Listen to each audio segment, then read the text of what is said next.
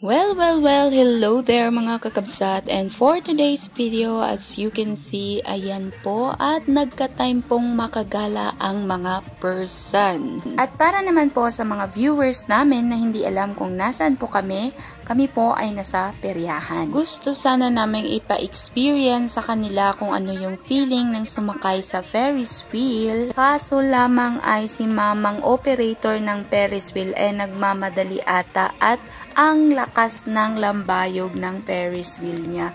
Kung kaya naman, ayan, bigong-bigo ang mga junakis kong sumakay ng Ferris wheel dahil parang delikado din kasing lakas ng spider ride na ito. Kung kaya naman, ayan, hanggang tingin na lang talaga ang mga anak ko. At ayan mga kakabsat, ang nasa palibot ng mga rides, ayan, mga pag-games, mga bola-bola at kung ano-ano pa para aliwin ang kanilang mga visitors. At dahil nga bigo ang mga junakis kong sumakay ng Ferris wheel, ayan, at dito po kami napadpad. At dahil sa lahat ng mga palaro dito sa peryahan ay medyo eto lang yung kakayanin ng mga junakis ko. Sa bawat shoot kasi na may mahulog sila dyan sa kanilang nilalaro ay may kapalit na candies, tinapay, o kaya naman kung suswertehin ka ay may stuffed toy. Ayan, as you can see dun sa may gilid. 30 pesos lang naman ang bawat magazine mga kakabsat. Kung kaya naman, dapat galing-galingan mong makatama sa mga display.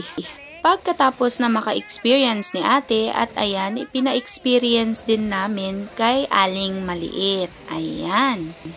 Sa dalawang magazine na naubos nila, meron lang naman silang nakuhang isang supot na nips na tig-5 sa may tindahan. Pero okay lang yun mga kakabsat dahil naka-experience naman silang maglaro nito, kung kaya naman sulit pa rin yung bayad nila. Yung experience naman kasi yung binabayaran mo dito at bonus na lang talaga yung price. At dahil isang nips lang ang kanilang nakuha, ay binili ni Papa yung isang nips para tig-isa sila ni ate at ni ading. At pagkatapos naming magperya at ayan, dumiretso na kami sa mga ihaw-ihawan na talaga namang nakakatakam sa sarap. Ayan. Maliban sa manok ay may mga seafoods din silang paninda dito mga kakabsat. Ayan, as you can see. Napakasarap. Napansin ko din na wala po silang pork barbecue dito dahil marami po kasing kumakain na mga kapatid nating Islam at mga Christian na hindi kumakain din ng pork. Sa 100 halaga ng pera mo ay pwede ka nang kumain dito.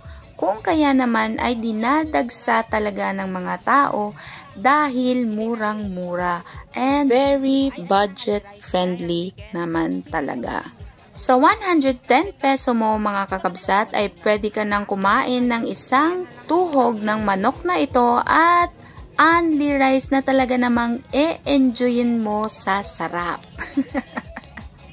Mga kakabsat!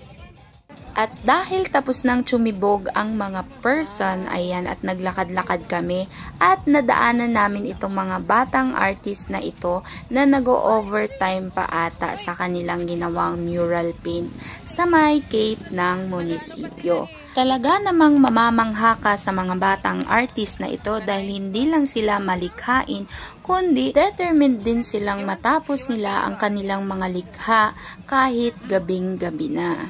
Sinadya ko ding lumapit dito dahil yung dalawang anak ko ay mahilig sa art. At ayan nga, sobrang namangha sila at gandang-ganda sila sa mga ginawa nila kuya at ate na mural paint.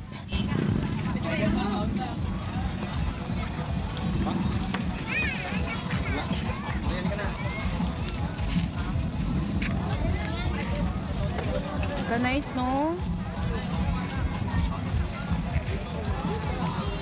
Aray.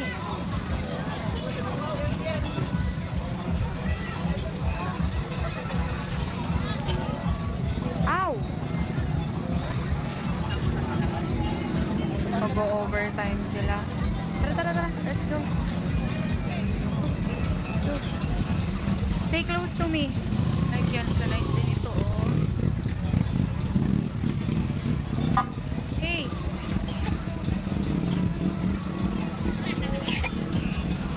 O, diba? Ang gaganda ng mga nilikha nilang mural paint.